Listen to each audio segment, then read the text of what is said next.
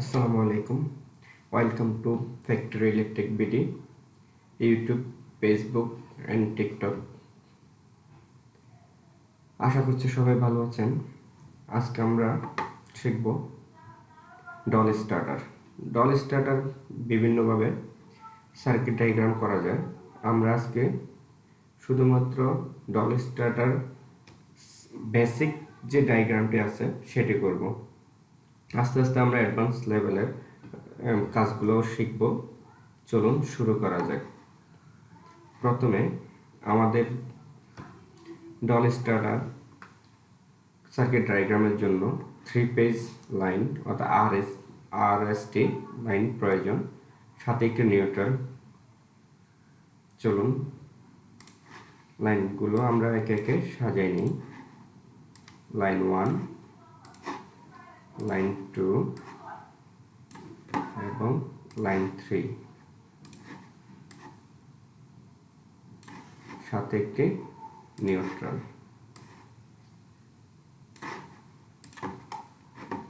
নিউট্রালটা আমরা একটু দূরে করে রাখবো। আমরা লাইনগুলোকে বড় করে নিচ্ছি।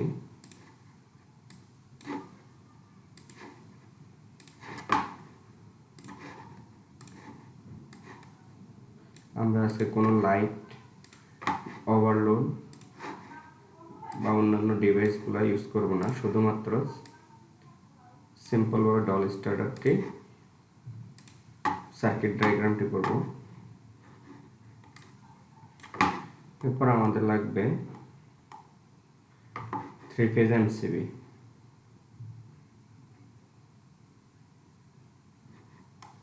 আমরা 3 পেজ নিয়ে নিচ্ছি।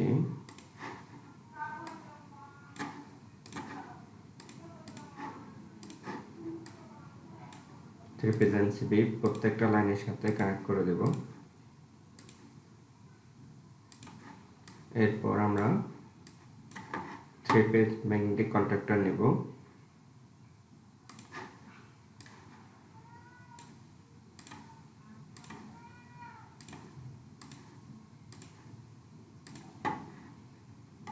এরপর আমরা একটি 3 ফেজ মোটর নেব।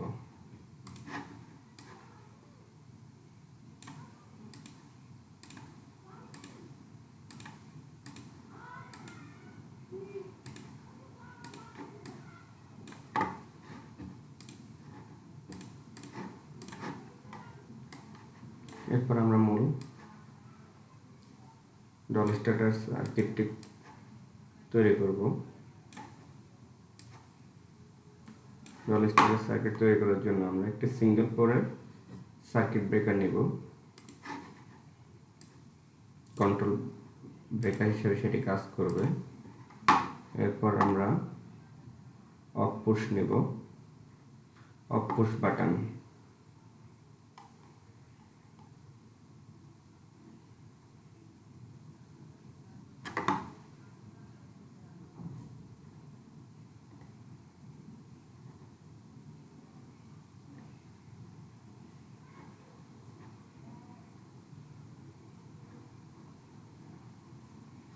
On push off push button. Off পুশের সাথে আমরা সার্কিট ব্রেকারটি জুড়ে দেব। এরপর অন পুশটি নেব। On push to off push connect করে দেব। এরপরে আমাদের একটি অক্সিলারি লাগবে,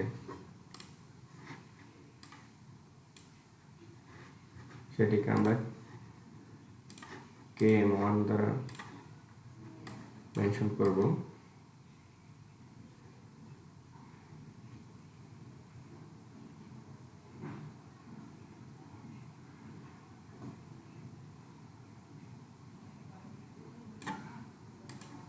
অন পুশ সাথে অফ পুশের সাথে আমরা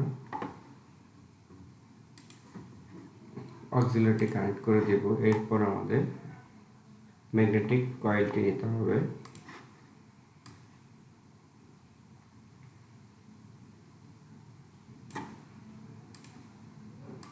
ম্যাগনেটিক কয়েলের সাথে আমরা NONC কানেক্ট করে দিলাম।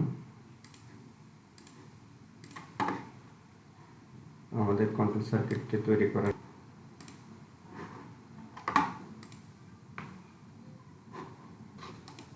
চলুন দেখি আমাদের কন্ট্রোল সার্কিটটি কাজ করে কিনা ঠিকভাবে। 3 পেজ ব্রেকারটি অন করলাম এবং সিঙ্গেল পেজ ব্রেকারটি অন করলাম। অন পুশে প্রেস করলে মোটর অন হচ্ছে, আবার অফ পুশে প্রেস করলে মোটরটি অফ হয়ে যাচ্ছে।